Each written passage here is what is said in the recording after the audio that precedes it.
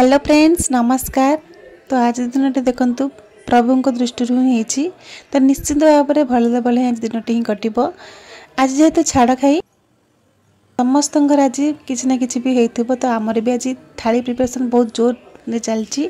तो थाली आमर है भात डाली आलू झुडंग भजा पांपड़ छतु भजा चिकेन कषा आ चिकेन झोल तो ताकू आम मिसिक समस्ते खाई खाई सारा आमर गोटे पार्सल आसाला जोटा कि देखु मो पु जाइए आने सेठी आनी सारापर आम गोटे जगह को जीवु। तो सेठी आम आधार केन्द्र को जीवु कहीं किसी अपडेट बनबार था। तो देखु आम से पहुँची जाइए आधार केन्द्र में आम से किसी जनक आमर ये देखु भिड़ अच्छा किंतु कम भी भिड़ अच्छा जनक पर आम पाड़ी पड़ जाता ये पुओ देखो अपडेट तार चलती फिंगरप्रिंट।